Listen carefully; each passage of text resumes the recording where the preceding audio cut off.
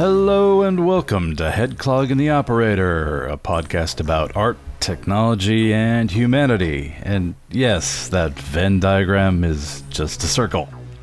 I'm your host, Jeremiah, and for this episode, I was extremely excited to talk to artist and filmmaker Albert Birney and video game creator Gabriel Koenig, who recently joined forces to create the retro-styled point-and-click adventure game Tux Fanny.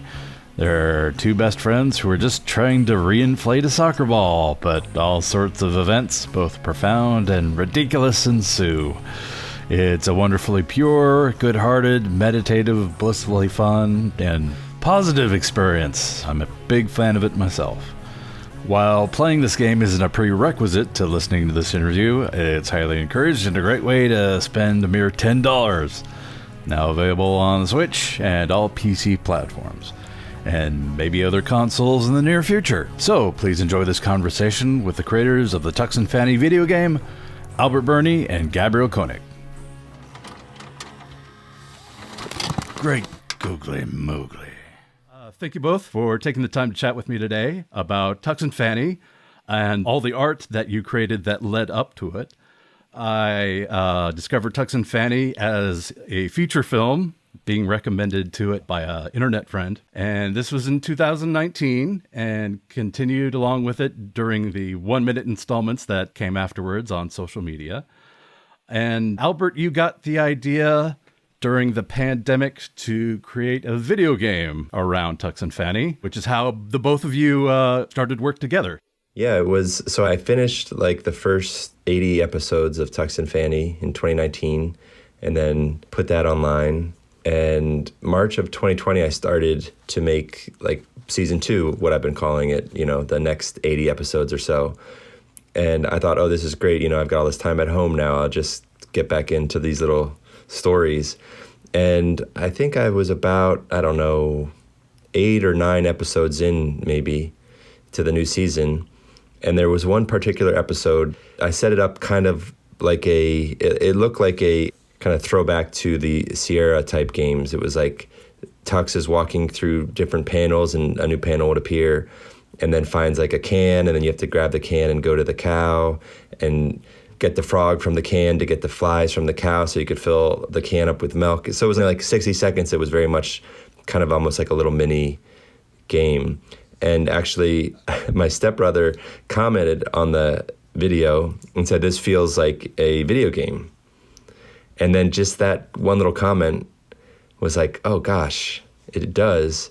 And I went over to Twitter and I was just like, I just tweeted out, I would love to make a Tux Fanny video game someday. If all I had to do was like make the art and like kind of write it and someone else would kind of handle the technical side of it. And I think, Gabe, you wrote back maybe within half an hour or something like, depending on the timeline, I'd be interested in this. And then I responded, no timeline really, let's talk. And I think a couple hours later we were on a Zoom call and we talked for about half an hour. And yeah, we kind of started making it that day and never looked back. That's amazing. So Gab, from your perspective, how did you find out about Tux Fanny in the first place? It goes back to hearing the Spinto Band on like a local college station radio and kind of getting into their music. And then, I don't know, through Spinto Band, I found out about Albert's work and became a fan of Sylvio. I think I backed that on Kickstarter. And then his band Teen Men. So when Tux Fanny came out, I was right there, brand new thing that I had been following along, or that I hadn't known about yet, but when it landed, I was eager to watch it and loved it. And I showed it to my parents. It was like my most highly recommended movie I'd seen that year because it was just something so interesting and different. So then when Albert posted about making the video game, I had just finished my previous game, Test Tube Titans, and I was kind of ready for something new. And yeah, immediately I was like, I would make this game for sure. Yeah, we had met briefly in 2015 when the band I was in called Teen Men was playing Vancouver. And I think we just chatted for a couple minutes at the merch table. At one point, we had talked about making a video game together or something. Yeah. Wow. Because I've been doing some like interactive music stuff. So I was interested in like working with other musicians and artists and that kind of thing. So it's funny that there was this suggestion of this thing that never really took hold until 5 or so years later. And yeah. Yeah, it's funny. It's like some things you lay the groundwork and it takes 5 or 6 years to like blossom into something. And I grew up playing video games, but I hadn't really played any new games for many years. And then right when the pandemic started, my girlfriend and I bought a Nintendo Switch. And so I think that was a part of it too, is like I was rediscovering how much I loved video games, old ones and new ones. And it all just kind of was one of those things where, everything just like that happened, and my stepbrother's comment, the Tux Fanny season 2, it was all like leading up to this like wonderful little moment when we found each other again online and started making it with not really much of a plan either. It should be stated.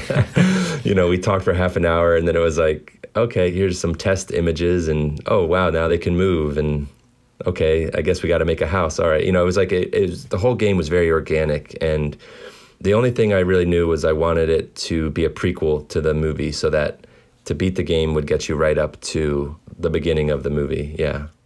That's fantastic. So on the tangent of things taking time to take root, there's lots of Tux Fanny that refers to previous works. There's a kind of conceptual continuity of all the stuff leading up to it.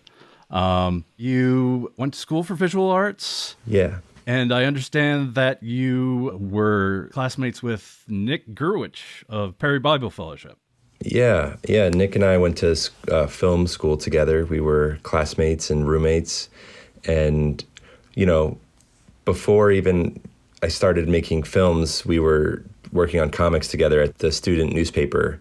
And actually, Tux Fanny started as a comic during that time.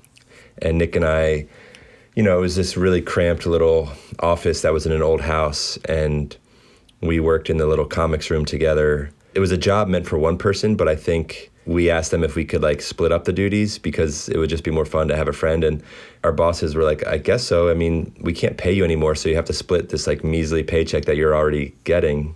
But we were okay with that. And yeah, Nick, I just saw him last week. He lives in upstate New York, and the film I just made this year was playing up there. So got to hang out with him for a couple of days and reminisce about the old days. Are you currently based around upstate New York or Baltimore? I remember both being. Yeah, Baltimore is home these days. I grew up here and I've been back here for, 6 years now. Very good.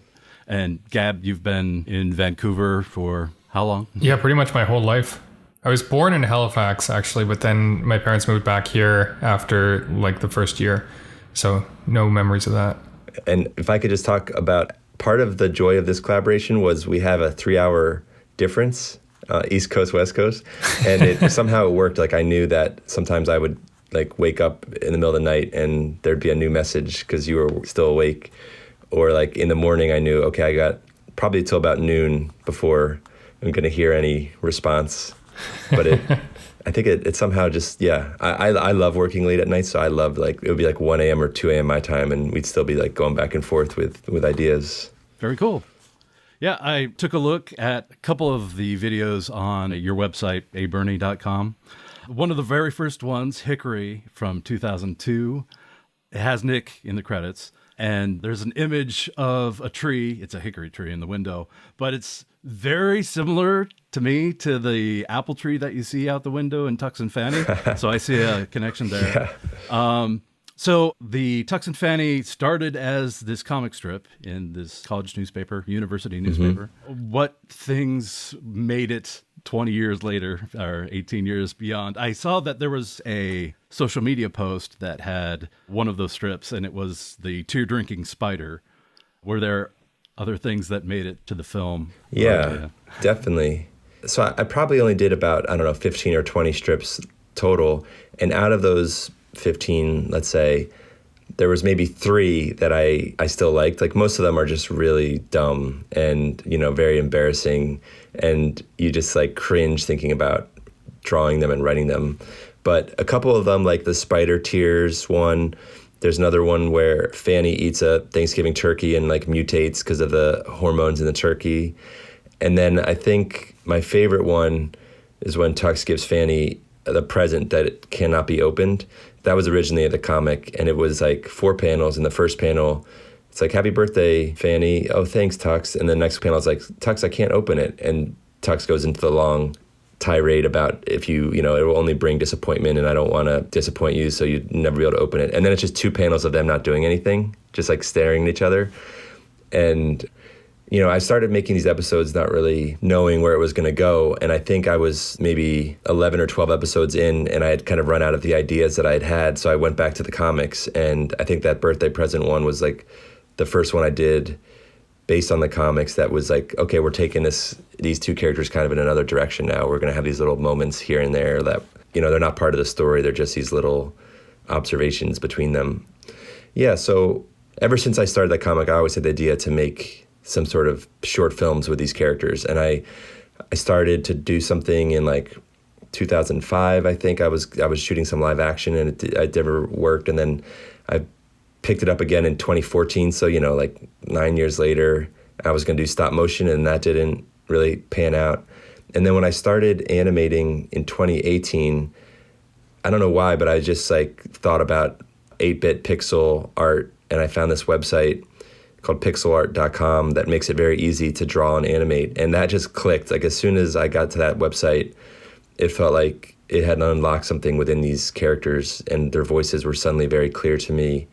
And, I think so much of making anything is like having the tools right at your fingertips that you like to use and that are easy for you to use. Like so much of making these shorts and then making this movie or the video game as well is like, it's really fun, and it's like playing in a big sandbox or something. And yeah, then I just started making those and finished that up in about a year. And yeah, it's funny you mentioned Hickory being the tree through the window. I haven't made that connection, but it's kind of like everyone has one kind of single tone figures. Yeah. It was like an early version of them or something. Sure. Tux Fanny isn't necessarily your first foray into early generation pixel art. I have seen the Teen Men videos, Kids Being Kids, for example. It's very much the Atari Commodore 64 style. Do you remember what kind of tools were used there? Yeah. I hear the trains coming as well, kind of. Yeah, you know what? The Kids Being Kids one, I think I actually was just stealing a bunch of artwork from websites, and there was an emulator that I had at the time, so I was just going to old games and kind of like taking screen caps. I may have drawn some pixels here or there, maybe in the background and stuff, but it was, at that point, I think it was more of just like finding existing pixel animations and kind of repurposing them and recoloring them. Yeah, and then the I Can Hear the Trains Coming one, I had a Nintendo and a Commodore 64 that I had been glitching and recording onto a VCR and then just digitizing that footage. And so it was a lot of like that footage. So it was like still kind of swimming around in this early video game pixelated world, but it wasn't full on like I'm going to be drawing everything and creating everything. I definitely see other roots in one of your live action shorts, It Feels Like Forever. Mm-hmm. That seems to me to be the template, the Rosetta Stone for Tux and Fanny. You got the brightly different colored walls, you've got happy animals, you've got Danny the Dolphin playing the piano, which is more for laughs in that particular case. I think the happy harp, all that stuff. Yeah, definitely. That's really interesting. So I finished that kind of like right before starting on Tux Fanny. It's like, you have these ideas and you keep trying to figure out the best way to get them out. And in 2017, I was finished making Sylvio, and I was just like kind of figuring out what to do next. And for me, it was just a bunch of short films that, like for me, it's like you get an idea and you don't stop thinking about it until you make it. And then you kind of have like a little bit of peace, So it feels like forever I had been like just kind of collecting all of these props and all these things. And it got to the point where I was like, all right, I have enough props now that I need to make this short so I can kind of get rid of these props and get rid of these ideas in my head. And definitely it's kind of like exploring this space. The big difference is like Chamfort, who is the person in that one, is alone. He's like talking to the camera, which is kind of a character. But I think another thing that was great with Tux and Fanny was like, okay, I got 2 of them now and they can talk to each other and work off each other. And I made another short around that time called The Nightfish, which was a French narrator. I use like the French computer speaking text to speech, and that really unlocked something when I realized like, oh, I can write this, then translate it to French, then have this computer speak it. It like allowed me to write things that maybe I wouldn't have written otherwise. Like if I had been recording them myself or someone was going to be speaking them in English. Like somehow going to a language that I wasn't fluent in, I really enjoyed that process. And so that was also something that was leading up to Tux and Fanny. It was like, okay, I had just gotten back from Moscow. I was like interested in kind of learning some of the language. It's like all these things kind of just joined up. And then it was, I think, June of 2018, I did the first episode. Fantastic. I've got lots more to ask about Sylvio, but Gab, did you come from a family that emphasized music or visual arts, and you went to school for video production, correct? Yeah. Originally? And then how did that divert into making games? I think I've always been really intrigued by games and making things. My mom is an artist, and she teaches art at a art university, and my dad probably would have been an artist, but he became an architect instead. But he still enjoys making art. We were always encouraged to draw and create. And then playing Nintendo at like age 4 or something that my uncle had, it was like, became such a huge part of everything. And like over the pandemic, I was looking at a lot of art that my parents had kept. And so much of it is like video game characters and all these ideas for video games that I wanted to make as like a 4-year-old or 5-year-old. So it was great seeing that there's so much history behind my interest in that kind of thing. And then going to video production for school, that was kind of the plan all along. I wanted to make films, but it's really hard because you need so many people for making a film. And like at bare minimum, you need someone to operate the camera, you need someone to do sound, and you need at least 2 people to act. And then you also need to think about lighting if you want it to look good. There's just so many things. So making films with a few friends from school, like we'd make stuff, but it wasn't often enough. And there were just so many ideas that I want to explore. And I like being able to create in my own time and just like keep pushing a project forward. So eventually I kind of landed into video games as a tangent because I was doing quality assurance at Electronic Arts. That was like my summer job while I was going to university. Eventually left there because I wanted to go into sound design, and there were no opportunities to move up at Electronic Arts. But I did start working at another studio, and eventually I was learning lots of stuff from the sound designer there and started learning how to add some stuff in Unity. And eventually that company went out of business, but I left there having this rough idea of how to operate Unity and that making video games was a lot of fun. And so taking all of these things that I want to do with video, it was like, I can make an entire game by myself in my own time and just like push it to completion. And that was incredibly liberating as a creative and as someone who likes video games. And that kind of was like a no turning back point where I realized that I could do this stuff. And I've never had a game that really has blown up or attracted a lot of attention, but there's always been people who have enjoyed the stuff I've done, and that's been enough for me to keep pushing it forward. And everything I make feels like it's a step up, and it's a fun thing to work on. Fantastic. I've played and loved Jettomero, Hero of the Universe. That was 2018 as the release, and Test Tube Titans in 2020. Both great games about the moral and ethical quandaries surrounding lumbering behemoths. So, what kaiju films influenced you the most? Or was there something particularly about that kind of storytelling that you were looking to express with those games? It was a weird source of inspiration for Jettomero. The game that appears in Tux and Fanny with Jettomero is actually the exact idea that I had for Jettomero when I first started the concept back in like 2014, which was that it was going to be a mobile game.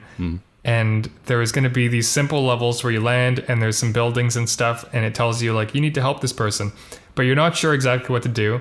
And so you push a few buttons and inevitably you destroy everything. And then you just have to leave, and it's like the mission's over, but you move on and you just have to try again, and you can never win the game. And I thought that was just a really funny concept as a game, and somehow it kind of blossomed out into this thing that was more of like a experimental visual experience, which, yeah, I really like the direction Jettomero took as like a larger game. But then watching people play Jettomero afterwards, I seemed like most people enjoyed destroying things, and that was like they didn't necessarily care about the story, but everyone as soon as they knocked over a building, they were like, this is fun. And so with Test Tube Titans, I was like, what if I make a game that's just about knocking over buildings on purpose? Like, that seems to be what people want.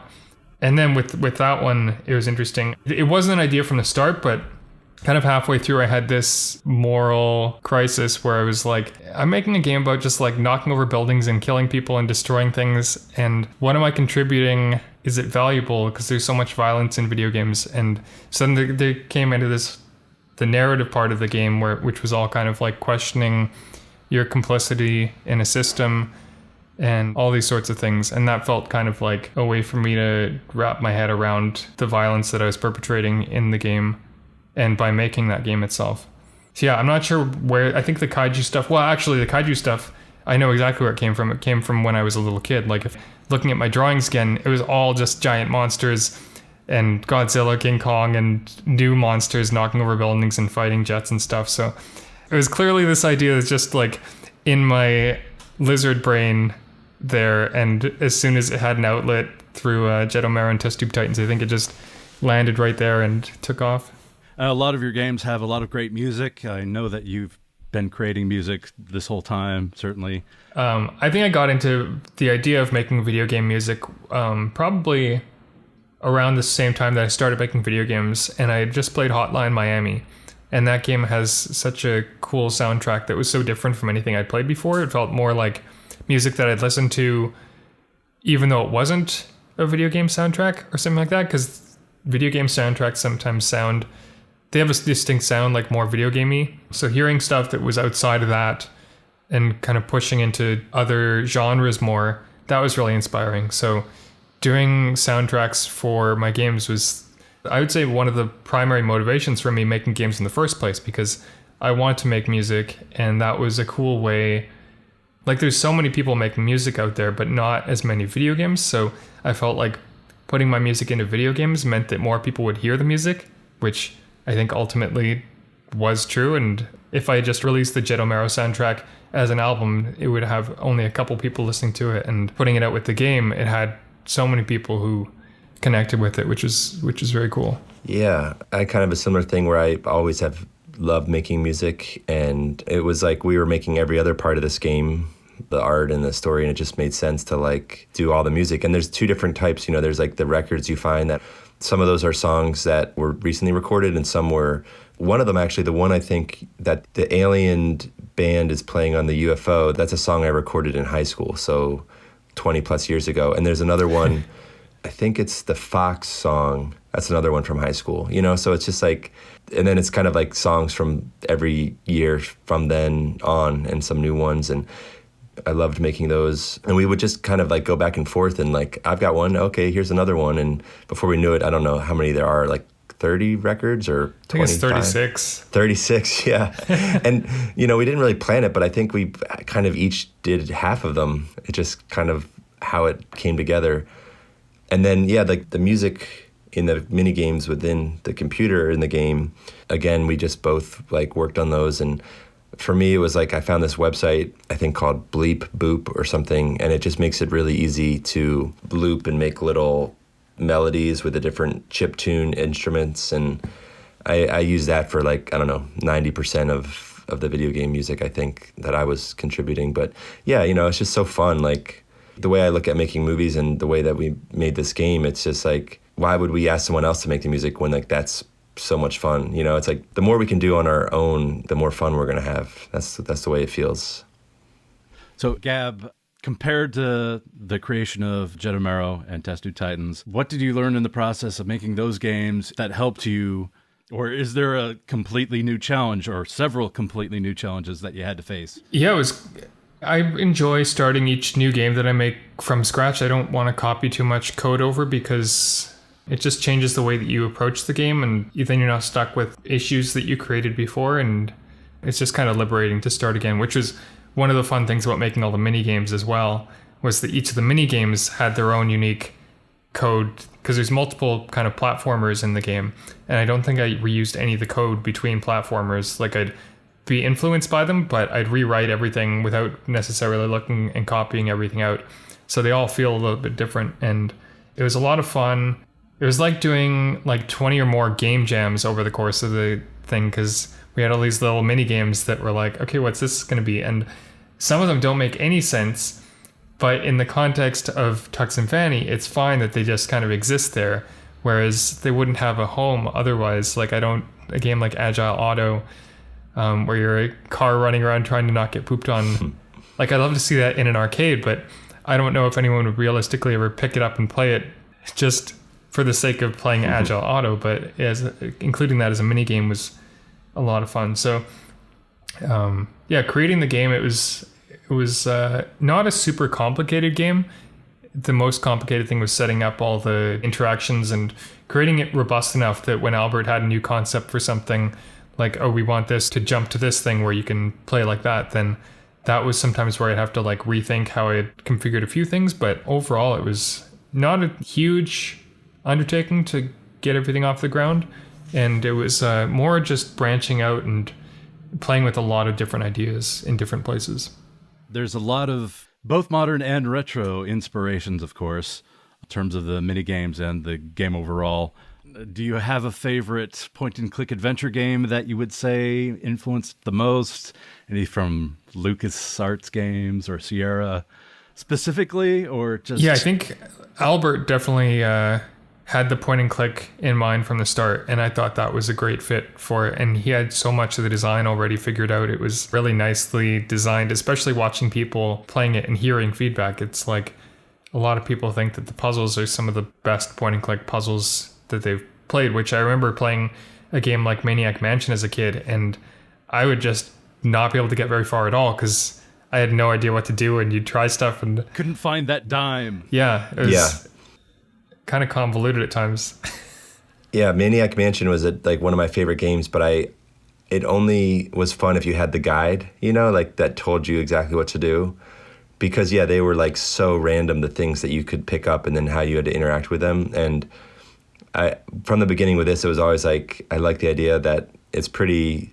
There is no failure sequence. Yeah, you're not getting chased by the mad scientist through the house, which is fun, but also like totally would freak me out as a kid. And like, I would be playing it kind of really scared. But it's like if you picked up like a fish food container, you probably were going to feed it to the fish in our game. It's like in Maniac Mansion, you probably would have had to like put that fish food in the microwave, and that would have turned into something else, and just like random things that you could do. Yeah, so for me, it was like Maniac Mansion was a huge inspiration. And then I remember going to my friend's house and seeing Space Quest on his computer for the first time. That's a Sierra, and that just kind of blew my mind. And I feel like the UFO sequence in Tux and Fanny was kind of inspired by that, or like my memory of it as like a 7-year-old. And then I was a couple years older and found Leisure Suit Larry, the other classic Sierra game that probably a lot of people my age played when they were a little bit too young. But it's pretty tame when you go back and see it now. But that was a big inspiration too, just like this seedy little world and this like seedy character Larry. And sure, there's like the excitement as like a 12, 13-year-old boy of like, ooh, you have to try to like get these women to pay attention to you. But almost as more fun for me was just trying to solve the puzzles, and figure out how I could gain access to the secret room. And I think all those Sierra games, even though like King's Quest I played too, but that was so hard I needed the guide as well. But any of those Sierra games, they're just, they have such a like an open world feeling, like you can walk anywhere and find anything. And, even if it's not true, like they're not super big, but when you're a kid, when you're like, playing these games for the first time, you just feel like this is so exciting. I'm in control. As for like modern sources, I vaguely remember seeing you say that Animal Crossing is really what got the ball rolling on Tux and Fanny, that you wanted Animal Crossing, but with a story. Is that accurate? Yeah. So again, like I got the Nintendo at the beginning of the pandemic, and it was the day that Animal Crossing came out. So that was like one of the first games that we had. And my girlfriend and I just like became obsessed with it. We were like fighting over the controller, just going back and forth. Like I would fish and build up my little town, and she would do hers, and we'd go back and forth. And I loved it in those early weeks, like for the first month and a half.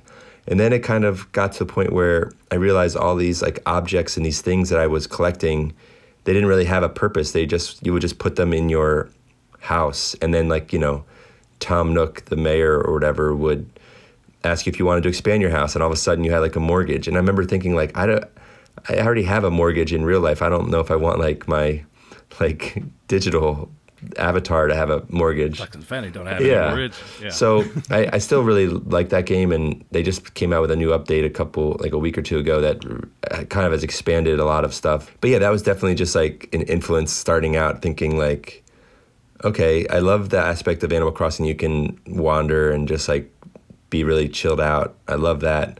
But I would love for there to be some kind of like underlying narrative that is kind of propelling you forward, or, you know, the objects you get, you can actually use them. There's an arcade console in Animal Crossing. There's a couple arcades, but you can't play them.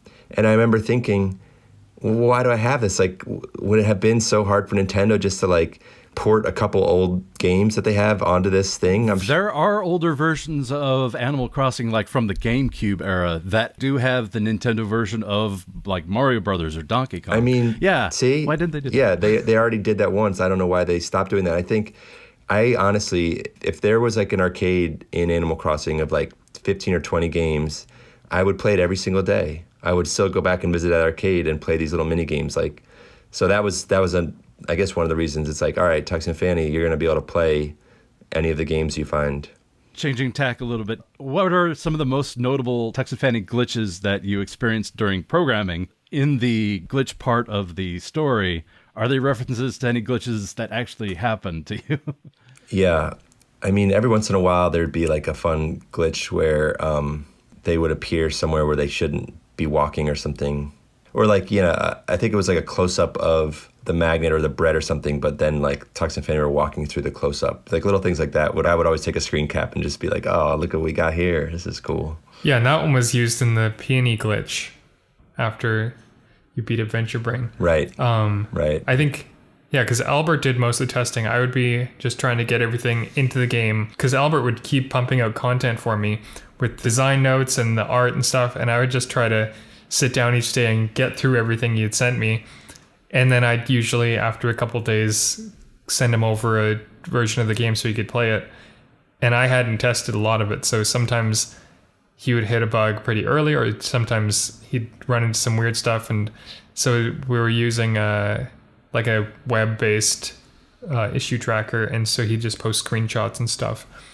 And then I'd have the job of trying to figure out what it was. And if I could figure it out, I'd usually send him a message being like, oh, this happened because of that. And it was fun for me having someone else because I'm used to testing all my own stuff, which is kind of exhausting. But being able to send it over to Albert, and Albert finding all these bugs and sending them back to me was such a nice workflow. Yeah, and it was really fun for me too. Like every time I got a new demo, it was the most exciting thing, and I would load it up right away, and just like couldn't believe that the things that I had been sending over would all of a sudden I could walk around and play them out.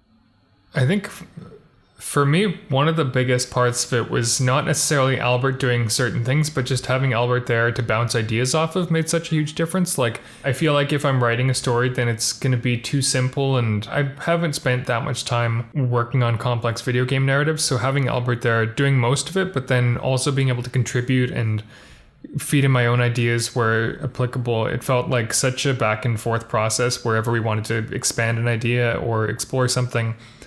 And doing art as well, like it was such a shared evolution of the game, and that more than Albert doing any specific thing instead of me, it was just so nice having someone to share the process with and evolve these ideas together. Yeah, totally. I remember like the first couple times that I gave you the title for Ant Acquisition, and you just like came back like a week later with the game totally made, and I was just like, oh, this is incredible. And then you did it again with Cool Cloud, and I realized I was like, I need to step back here.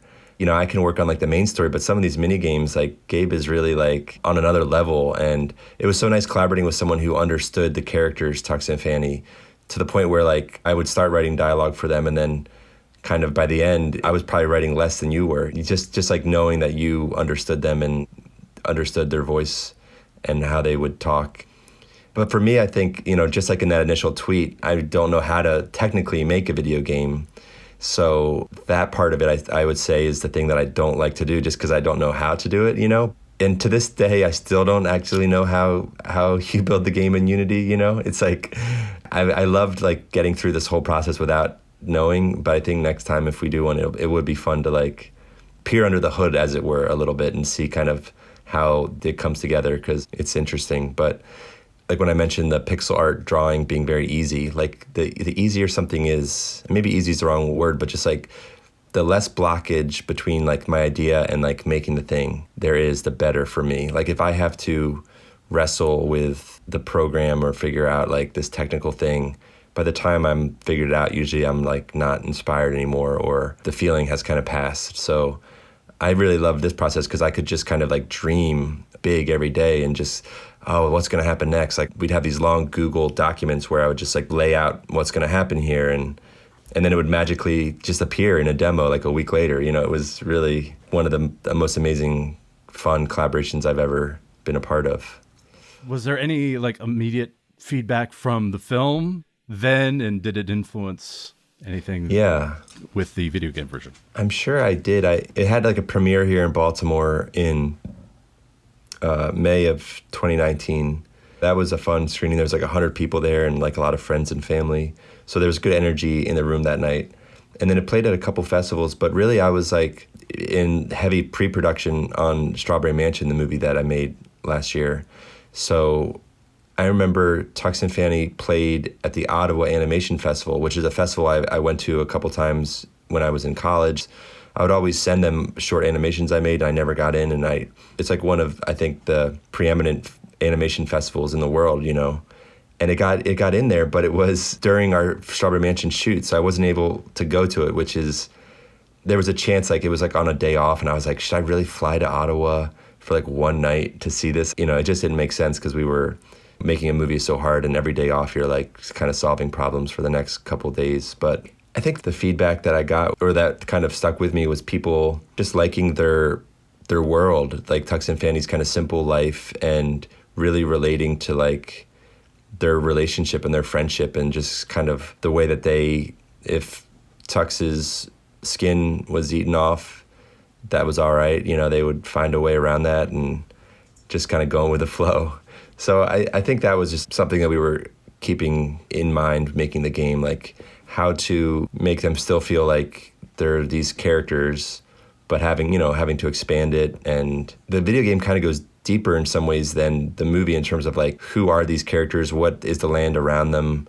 What is like the dark forest? So just like trying to make sure that whatever we did in the game would make sense coming into the movie later. Like if you saw this, it wouldn't kind of like erase everything that you had, previously seen. So what would you say is your favorite character trait of both Tux and Fanny for each of you? One's more about sights and sounds, that would be Tux, and then Fanny would be smells and taste, touch. If I'm getting that right. It's funny. Yeah. Like Fanny loving smells, I don't think was really ever touched upon in the movie so much, but making the game, it started to come through early on. I was like, oh, this Fanny just loves smelling things and is going to comment on the smell of things over and over again. And that was nice to like figure out. And it still felt like it fit Fanny's, personality from the movie. But I think I just kind of relate to Tux as just kind of like, looking at the fire and thinking about the vastness of the universe and kind of going existential. One little thing, all of a sudden Tux goes off in this inner monologue about the futility of the world or something, I think I like that about Tux. Yeah, similar thing for me is just Tux's imagination and openness to really digging into something kind of abstract, being inspired by something in the real world and then taking it off on a tangent. And then I love how that pairs with Fanny's kind of almost no nonsense attitude, where kind of rolling eyes at a lot of things that Tux says or does, and always bringing it back and grounding it and just being more practical. It's a great pairing. So what would you say in the Tux and Fanny game is something that you're most pleased with? I think I really like the whole fly sequence at the end of the Dark Forest. I think that idea we had pretty early on, and we were just kind of working our way up to it. We had to do all these other parts of the game to get to that part, to the fly battle. And it was always kind of like, what's this going to be? Like the idea of like referencing a bunch of different types of mini games within this. And yeah, I think that just came together in a really fun way. And I love like an end boss of a video game that's really epic. And even though it's not like your conventional end boss and you really can't even really die fighting the fly, it still feels like we did something exciting and new there that like the game had kind of been building up towards. I'm real proud of what we pulled off there. Yeah, the fly definitely is kind of a highlight where you've played through so much stuff and then you hit that and it's something totally different and references so many different like classic video games and also its own mini games. We had to be careful because we originally wanted to do a bunch, like all the different mini games referenced in there, but we realized some people might not have played any of these mini games. So we tried to limit it only to stuff that people would have played already. I think that's a very fun piece of the game, but also I think like the first act of the game I just really like because it sets the mood so well and it's got some fun puzzles, like finding all the numbers for the safe is just kind of this explorative thing where you look at everything and eventually find the numbers. And I also love getting the smoke from the chimney puzzle. It was challenging for a while and then we added enough little hints and guides to really push people through that nicely, and I think by the time they get to the gate, and that's what the demo of the game is now that we released, is just that first act, and it feels like it really gives you a proper slice of the game with a few mini games in there and some records to find. And yeah, I think just that slice of the game is really solid and definitely the part of the game that's had the most polish too, because it was like everyone who played the game had to go through that, and so we could really fine tune it and get it feeling solid and intuitive. I have other questions that are more open-ended about art, the frustrating part about making art or making money doing what you love. What has been your experience, Gab? I understand that these previous games and Tux Fanny are start at zero budget. How do you work through that? I had a job doing programming for maybe 3 years before I went fully independent. With Jettomero, I was kind of working on it, and it was my second game, but it was the first game that I wanted to release on consoles, but I didn't have a game plan for that at all. And I was just posting GIFs of Jettomero, and eventually one of them got shared around, and I think that led to Greg Rice from Double Fine inviting me to the Day of the Devs event. And that was like the first time I'd had any kind of success, even though it wasn't like monetary success. It was definitely like getting exposure and getting to meet other developers who were doing similar stuff and just making connections with like Xbox and PlayStation and stuff, which meant that after that event, I had basically a good path into getting it onto those consoles, which was my goal all along. And definitely releasing on those platforms meant that I could make a little bit more money with the game. So that has kind of kept me afloat for a couple of years at least. That was a big thing. Unfortunately, I thought Test Tube Titans might have a little bit more traction based on the fact that I had done Jettomero already, but it never really got the attention that I was hoping it would. Definitely a lot more games out there, and coverage of the games feels... I don't know, I haven't figured out, like with Tux Fanny, I don't know why we didn't get more coverage from higher profile sites, which is frustrating at times, but we'll hopefully get through it. Sort of correlating that to Albert and your work doing independent film. I know you tour a great deal with the films that you've done. Certainly Strawberry Mansion, you've been here and there. Certainly with Sylvio. That's why Tux and Fanny learned Russian, if I'm not mistaken, is because you were in Russia? Yeah. Sylvio had like a single screening in Moscow, and they flied Kentucker and I out there, and that's like the cherry on top of making things, is when you get to travel and go to new places and meet new people, and the festivals are excited to have you there and pay for your flight and your hotel. And it's kind of like I just got back from Denver, and it feels like, I don't know if I'd ever would have been to Denver or what would ever bring me to Denver, but all of a sudden there's a movie and it's playing at this movie theater and I get to go and have dinner in Denver. It's like, wow, I'm in Denver, Colorado. But Tux and Fanny always started, like, I love making movies with friends and collaborating with Kentucker and some other dear friends. But Tux and Fanny kind of started as like something I could do just on my own. And I could do it from home, sitting on the sofa on my laptop. And it was, for that reason, it felt like kind of freeing in a way, because it is hard to make a movie. You do need like the lights and the camera, and all of a sudden, your initial excitement and idea is like run through all of these realities, and you realize like, oh, I can't do this, where you don't have money to do that. With Tux and Fanny, it was never like that. It's like, okay, Tux's skin gets eaten and now it's just a skeleton and I can draw that. So it was very freeing. And I was getting a lot of feedback from different people online who I really respected, different artists or animators who I had been following their work for years, and they didn't know I exist. And all of a sudden they were like responding to this thing. So I was like, I think this is a sign that I'm doing something right. Like Tux and Fanny is the right thing for me to be pursuing at this time in my life. Like it's like the thing that's maybe closest to my, I don't want to say like soul, but it's like there's like the least amount of resistance coming from the idea to like the final product. So, you're always wrestling like how to make money. I've done adjunct teaching of animation and filmmaking here in Baltimore over the years as a way to make a little bit of money. I haven't cracked the code of how to make a living off of strictly of my art yet, but with each project, you learn something, or maybe you get a little bit closer. And, like even the Tux and Fanny movie, before I put it on YouTube for free, it was on this website called Eternal Family for maybe, 6 or 7 months.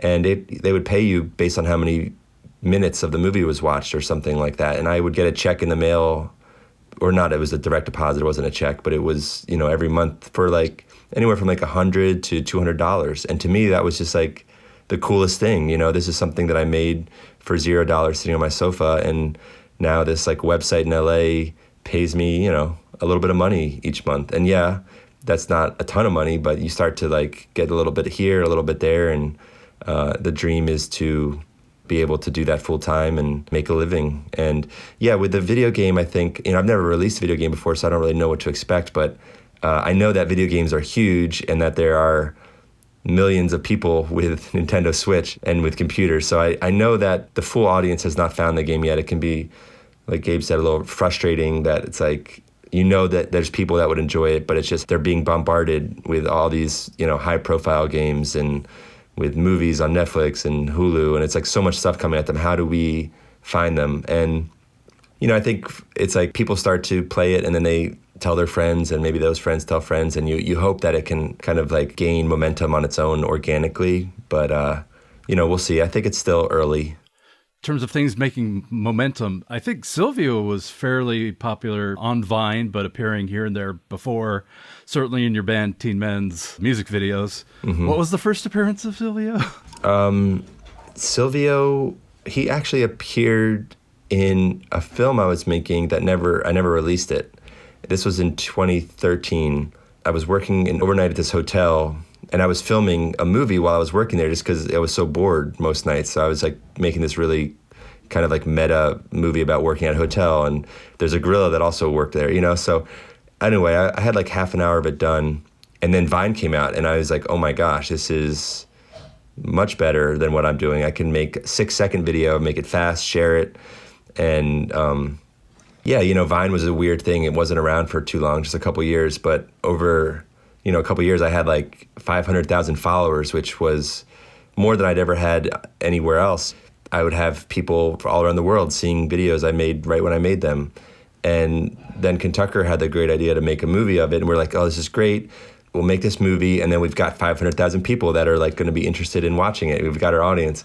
Of course, Vine went away like 2 months before we finished the movie. So that idea kind of was thrown out the window. But, I think with everything, it's like I always just think like each project or each character or whatever kind of leads you to the next thing. Like making those Sylvio Vines led to making the movie. Well, then that led to going to Moscow and learning, Russian. And then that led to Tux and Fanny finally kind of like finding the right thing. And so I'm very much like a fan of just making things and not stopping too long to think about why you're making them or what they mean, and just kind of seeing where it leads you. And I think if you're open, it always leads you somewhere interesting. I definitely love the conceptual continuity of all your work and leading up to Tux and Fanny. I do have one more question about Sylvio, and it's not what's the app gonna break, But where did you find Herbert Herples, the puppet with the raised cupped hands? What about Herbert spoke to you? It's just, this is a great story. And actually, I still have a dream of making a Herbert feature with all the puppets, because I have like 20 different puppets, all that same style. And I had a friend just over, and we laid them all out on the table, and we started to like try to imagine a Herbert world. But it was 2013, and I was deep in the Sylvio Vine game, where I was just, making 2 or 3 Sylvio Vines a day. And I would go to this Goodwill thrift store in 202 in Delaware, Route 202. I would go there like once a week, just finding props. Like, Sylvio doesn't speak, so I would like find little props or costumes or things like that. Anyway, one time I went there, and behind the counter in the glass, they had the little puppet. They had they had 3 puppets. They had, the bald man, they had a doctor, and they had a woman. And they're behind the glass. So in my mind, only the nicest things are put behind the glass at the thrift store, right? Like, I thought they were going to be like $60 each. So I didn't even ask. I just went home, didn't buy them. And I got home, and I couldn't stop thinking about them. Like, I was like haunted by this like little puppet. And I think that night I even like dreamt that I went back to the store and bought it. So in the morning, I think the store might have opened at like 10 or 11. I went there right when it opened, and they were still there. I was like, my fear was that they weren't going to be behind the counter. I went over to the cashier, asked, and they said $12. And it was like $12, I think, for all 3 of them. It wasn't crazy expensive. I think they were behind there just because they were older. Sometimes they would just put like old things behind there. Anyway, so I bought them so fast, and like within 5 minutes, the name Herbert Herples was there. We had friends visiting that weekend who were then going to see a friend whose last name was Herples, so like that was given to me. Like, that name was just perfect. As soon as they mentioned they were going to see their friend Herpel, like, Tom Herples, then it was like, well, if Herples is the last name, Herbert is the first name. And that, and then it was just like, I love the idea of characters, then having characters, then having characters, so it's like Sylvio, this character I made, now he can make a Herbert Vine account, and he can do like Herbert Vines on there. And then, Herbert eventually got a little goblin finger puppet, and there was another Vine account for Gary Goblin. And it's, it's just the worlds within worlds within worlds, which... Right. You carried on with Home Simulator and Tux and Fanny. Yeah, exactly. Yeah. It's just, that kind of stuff just always tickles my fancy, I think. Great. Thank you for answering that. There's just something about Herbert. Yeah. Part of my podcast, I try to suss out making the definition of what is art and what is art versus what is content. So I guess the best way of asking that is, how do you define art? One of the examples that I give is that art is what happens when all the chores are done, but that diminishes a certain part of the process. So what would you say? Yeah. Art is what happens in this house when I'm not doing the chores and I'm putting them off, I think. Definitely, there's a lot of chores that need to happen around here. I don't know. Art is just... I was talking with a friend last night who was an art teacher for children, I think like, 4-year-olds to 7-year-olds, let's say. She's like, my main thing is just trying to get them to observe or talk about like seeing the world and observing the world. And I really love that. Like, so I think art is what happens when you're really looking at things, or where you're really observing what's going on around you. Like, that's the path to art. Because if you're looking at the world, if you're looking at a cloud or a flower outside and you're thinking about it, there's so much happening there, so much inspiration that's right like around us. And art is what comes out, I think, when you're really looking hard at the world around you. At least for me, I think that's what happens. And I don't know about content, content is a chore. I don't know. Yeah, I feel like art, it's very important for it to be a form of expression, and you're not worried about how it'll appear, or you're taking a chance with things. It's more of a risk when you're making art, and content is kind of what's expected of you and creating something for the sake of entertainment instead of creating something for your own sake, which I think if you're making art for yourself, then that's the best kind of art, because inevitably someone else is going to find it and love it, and it's the most honest art you can make if you're making it for yourself. Yeah. I like that. It's also, it made me think of the idea that like when you're making art, you don't always know what it is. Maybe with like content, you're a little bit more of like, there's like a formula or you know what you're making. But I think a lot of times with art, you're just kind of have like an urge or a desire or maybe a curiosity. And you kind of like, I don't know, start drawing or start playing a melody and you're not sure where it's going to end up. And it's sometimes it becomes, ends up in a really exciting place. Other times you're kind of like, oh, this was a failure. But I think if you're really enjoying what you're doing, I don't really look at it like there's no failure. It's like you're learning, and then the next time you're going to make something and you're going to do it a little differently, or you're going to pivot something. But I think the thing I always think about, again, like talking about kids, is that idea of playing. Like to me, making art and playing are very connected. It's like, as a kid, I loved my Legos, or I loved, like finger painting. And you don't really know that you're making art, but you're just like having so much fun playing. And I think if you can find that spirit, keep that spirit strong in making art, like, enjoying it and experimenting and having fun, then it's really going to show in the final product, in the content that you make. Very good. Well, I've kept you a while. So are you guys planning on making another game together?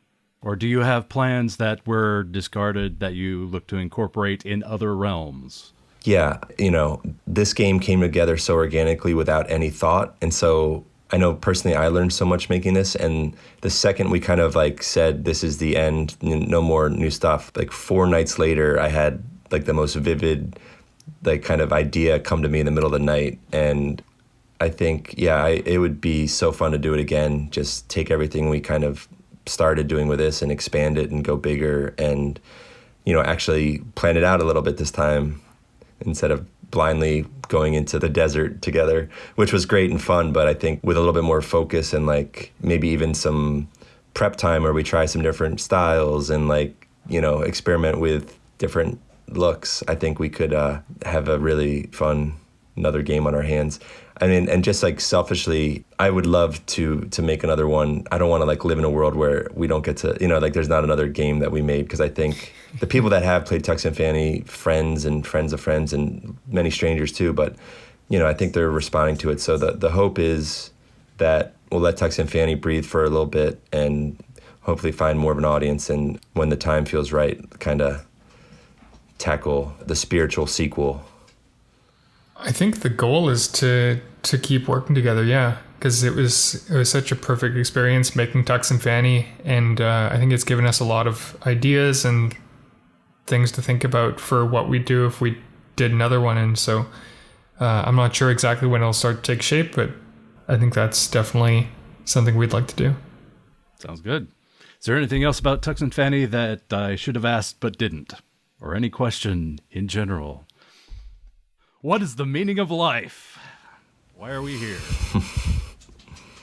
I always love the Monty Python answer to that question in their film. The meaning of life. At one point at the end, they're just like, "Oh, we should probably answer that now." And it's like, I'm gonna not say it correctly, but it's something like, "Go for some walks, like, eat healthy, try to live in peace with people." It's like so like basic stuff. You're just like, "Oh yeah, that's kind of the meaning right there." I guess the meaning of life is to make as much content as you can. Very good. Anything else to add? Where can people most easily find your stuff? I've got most of my stuff on ghosttimegames.com. That will have links to all my games. Yeah, from there you can also contact me if you have any questions. Yeah, and my website is just Birney, BIRNEY.com, and that links to some films and the video game and the social media spots where I, post pictures of clouds and stuff like that. Super gluing things, apparently. Yeah, I do a lot of super gluing. I don't know if I've always been this clumsy, or if I'm just started to be more clumsy now that I know I can super glue anything. But, at least once a month, something is breaking around here and got to glue it back together. And that's what Twitter is for, I think. All right. Thank you guys so much. Really appreciate it. All right. Thank you. Thank you. So, I hope you enjoyed hearing what Albert and Gabriel had to say as much as I did. I gotta say, it was ridiculous fun researching their former work. Just as fun as it was playing Tux and Fanny. If you love Tux and Fanny, then you'll love all the work from Albert and Gabriel. In the interview, Albert says that art is when you're really looking at things and observing what's going on around you. And the tagline for Tux and Fanny happens to be, when you take a closer look, everything is an adventure. So I'll leave here with that. Thanks for listening. If you have friends who make art, please support them. It really makes a big difference in encouraging independent art to continue being made and making our dwindling time on this earth a little bit more tolerable. If you like this podcast, find me on Twitter or YouTube under the internet pseudonym Zappavideo. Mostly just posting my own dumb, mean nonsense. But any feedback is appreciated and could influence what I do next. Or don't. Do what you want. I don't know. For all I care, you can go. This has been HeadClog and the Operator. Hosted and edited by me, Jeremiah Allworm. And produced and distributed by Matt Keeley of KS Media, LLC. This has been a Kittysneezes production. All things to all people. Kittysneezes.com in color.